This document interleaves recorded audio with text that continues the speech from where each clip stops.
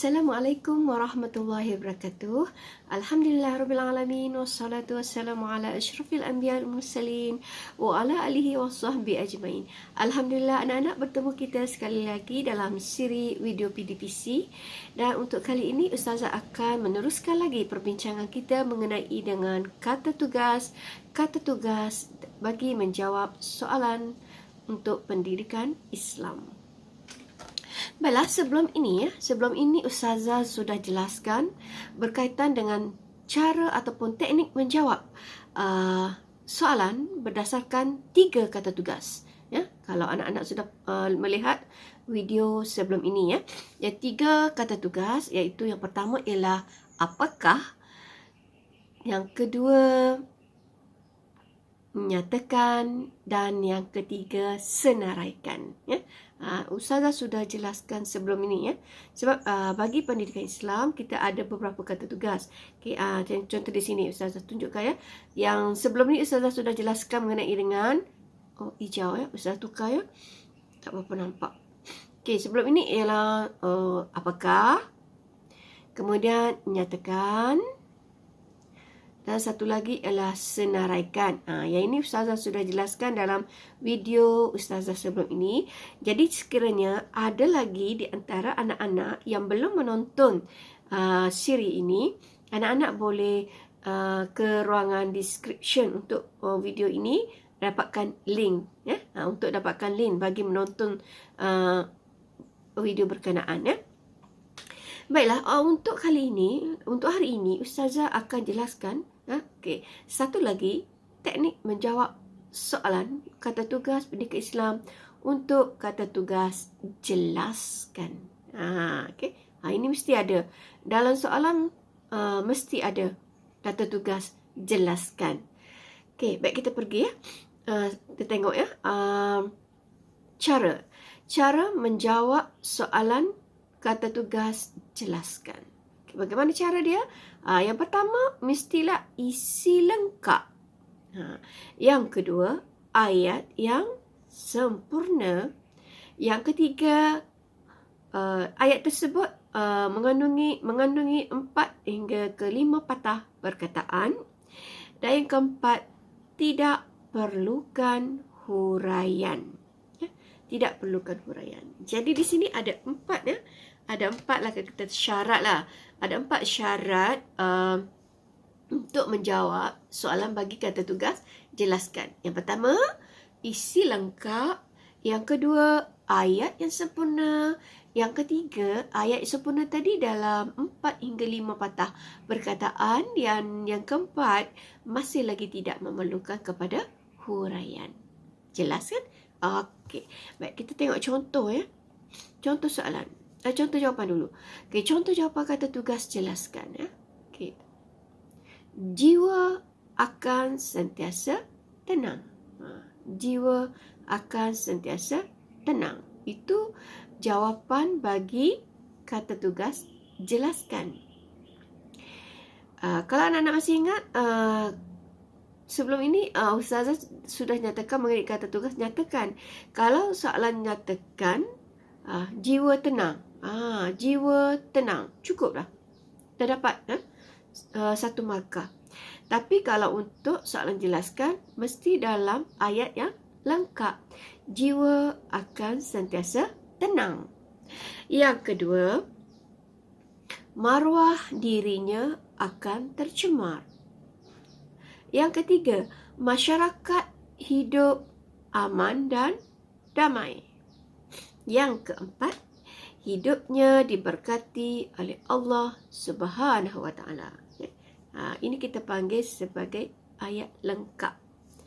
Kalau soalan nyatakan, mesti 2 patah perkataan hingga ke 3 patah perkataan. Kita belajar sebelum ni.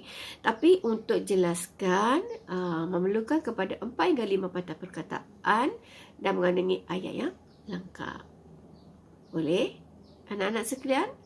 Okey, boleh, ya. Kita terus tengok apakah contoh-contoh. Contoh-contoh soalan jelaskan ni. Apa dia? Jadi, di sini Ustazah bawakan 4 juga, ya. 4 contoh contoh bagi soalan jelaskan. Okey, yang pertama, sekejap Ustazah tukar warna pen. Okey.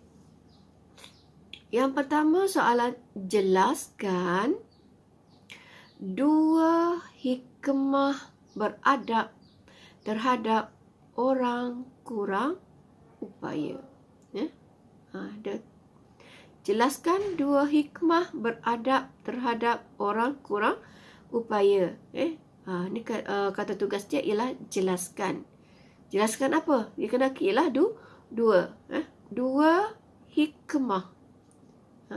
Kalau tak datang soalan hikmah, kelebihan boleh. Dua kelebihan, dua faedah, dua kebaikan. Okey. Di sini soalan dua hikmah beradab terhadap siapa? Terhadap orang kurang upaya. Soalan yang kedua ialah jelaskan tempoh pelaksanaan akikah. Jelaskan tempoh. Tempoh. Bila sebut tempoh berkaitan dengan masa ataupun bila.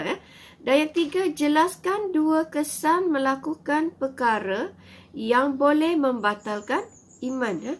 Jelaskan dua kesan melakukan perkara yang boleh membatalkan iman. Boleh membatalkan iman. Dan soalan yang keempat ialah berkaitan dengan jelaskan dua pencapaian pemerintahan Saidina Abu Bakar As-Siddiq. Okey. Fokus soalan dia ialah dua pencapaian pemerintahan Saidina Abu Bakar As-Siddiq. Jadi sini ada empat. Ada empat contoh soalan jelaskan. Sekarang kita tengok bagaimana cara nak menjawab soalan kata tugas jelaskan. Okey. Baik, ini contoh ya. Okey. Yang pertama ialah dua hikmah tersebut ialah kalau anak-anak tak nak jawab dua hikmah beradab terhadap orang kurang upaya ialah juga boleh. Ataupun kalau nak cepat boleh juga tulis dua hikmah tersebut ialah okey. Apa dia? Okey, di sini bila sebut hikmah bila sebut hikmah bila sebut hikmah mesti benda tu benda yang positif. Jadi bila positif, soalan dari aspek positif, maka jawapan kita pun mesti dalam bentuk yang positif. Dalam bentuk yang positif. Contoh di sini Ustazah sudah bagi dengan warna merah ni. Rasa dihargai. Positif. Kemudian sifat kebersamaan. Juga adalah unsur-unsur positif. Dari aspek positif. Sebab tu apabila anak-anak baca soalan, tengok soalan tu. Soalan tu nak soalan bagi jawapan bentuk macam mana? Mesti dua bentuk saja. Kalau tidak positif dalam bentuk negatif. Jadi ayat kita pun sama. Maksudnya kita nak jawab jawapan kita tu, jawapan itu mesti dalam bentuk negatif ataupun positif berdasarkan kepada soalan kita. Jadi di sini untuk soalan nombor 1 ini, Ustazah bawakan contoh soalan yang memerlukan kepada jawapan positif. Jadi hikmah terhadap orang kurang beradab terhadap orang kurang upaya ataupun hikmah tersebut anak-anak jawab ialah menimbulkan rasa dihargai dalam diri orang kurang upaya. Yang kedua, memupuk sifat kebersamaan terhadap semua golongan masyarakat. Jelas ya? Okey. Itu bagi hikmah. Soalan berbentuk positif. Baik, kemudian kita lihat pula soalan yang kedua. Soalan yang kedua ialah berkaitan dengan tempoh pelaksanaan akikah. Bila tempoh pelaksanaan akikah ni? tempoh dia. Bila sebut tempoh, dia mesti berkaitan dengan masa. Masa atau hari. Sebab tu Ustazah gariskan di sini perkataan sehingga dan juga hari. Ini adalah kunci bagi soalan tempoh.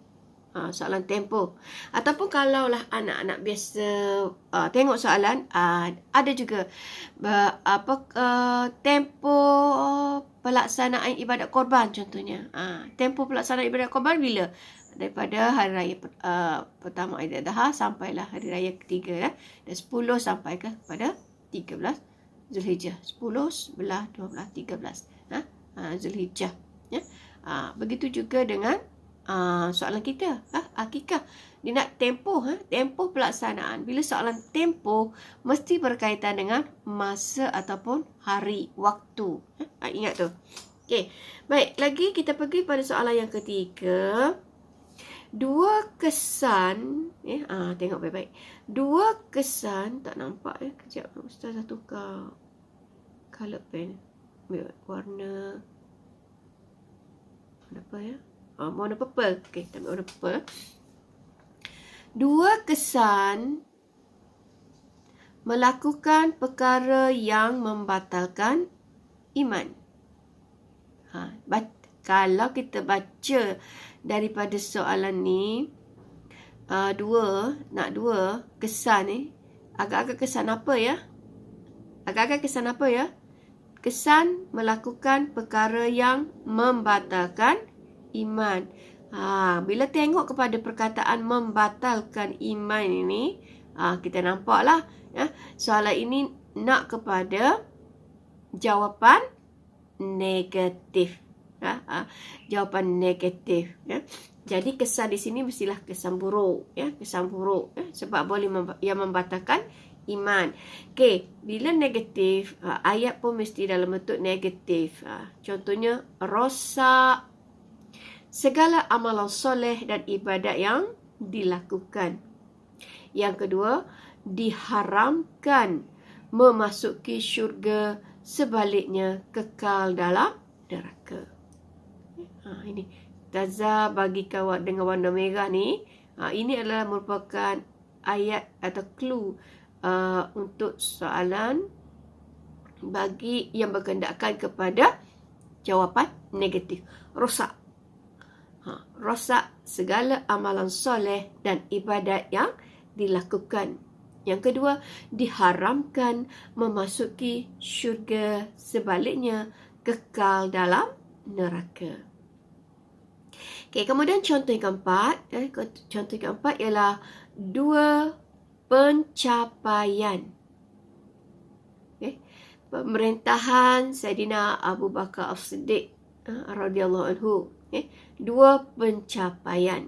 Kalau kita baca soalan pencapaian, mestilah benda yang akan kita jawab nanti dari berbentuk jawapan yang akan kita jawab nanti dalam bentuk positif. Sebab pencapaian. Okey, apakah pencapaian positif pemerintahan Saidina Abu Bakar ini? Okey, yang pertama, berjaya. Tengok ni, jawab ayat yang kita guna. Pencapaian berjaya memerangi golongan murtad, nabi palsu dan golongan enggan membayar zakat. Ini adalah di antara pencapaian ataupun sumbangan Saidina Abu Bakar selepas beliau dilantik sebagai khalifah pertama kerajaan Khulafa Ar-Rasyidin. Lepas daripada Rasulullah wafat, Abu Bakar ambil alih jawatan sebagai khalifah, dan perkara pertama yang dihadapi oleh Abu Bakar ialah tiga golongan ini. Tiga golongan ini iaitu golongan murtad, golongan nabi palsu dan golongan enggan membayar zakat. Jadi pencapaian pertama ialah berjaya. Berjaya memerangi golongan murtad dan juga nabi palsu. Okey, baik. Kemudian yang kedua ialah pembukaan wilayah. Perkataan positif ialah pembukaan. pembukaan. Itu menunjukkan positif. Pembukaan wilayah baharu Islam di sebahagian wilayah Iraq dan Syam. Itu dua contoh Ustazah bawakan di sini, dua contoh pencapaian positif. Pencapaian Sayyidina Abu Bakar As-Siddiq, iaitu berjaya memerangi golongan murtad, nabi palsu dan golongan enggan membayar zakat. Dan yang kedua ialah pembukaan wilayah baru. Pembukaan wilayah baru. Okey, baik anak-anak, Ustazah harap anak-anak faham bagaimana cara untuk kita menjawab soalan. Pertama sekali, bagi kata tugas, jelaskan ini. Dan satu lagi, lihat kepada kehendak soalan. Soalan nak macam mana? Soalan nak jawapan dalam bentuk negatif ataupun soalan nak dalam bentuk yang positif. Jadi ayat kita pun mestilah ayat yang negatif ataupun ayat yang positif. Saya rasa anak-anak sudah dapat faham dan dapat mengambil sedikit input daripada penerangan Ustazah pada kali ini. Ustazah harap kita dapat jumpa lagi untuk kata tugas yang seterusnya dalam siri-siri video yang akan datang, insya-Allah. Doakan supaya Ustazah sihat, dapat memberikan ilmu, dapat menyampaikan ilmu kepada anak-anak, dapat menyebarkan ilmu, dapat berkongsi ilmu dengan anak-anak semua. Jadi jangan lupa untuk like dan subscribe channel Ustazah supaya anak-anak tidak terlepas untuk menyaksikan siri-siri video PTPC lain yang terbaru daripada Ustazah. Terima kasih Ustazah ucapkan kepada anak-anak dan juga para penonton yang sudi bersama dengan Ustazah dan menonton siri video kali ini. Dan semoga apa yang Ustazah kongsikan pada hari ini dapat memberi manfaat kepada anak semua, insya-Allah. Dan Ustazah memohon maaf sekiranya terdapat kesilapan sepanjang siri video ini berlangsung. Wabillahi taufiq wal hidayah. Assalamualaikum warahmatullahi wabarakatuh. Jumpa lagi insya-Allah.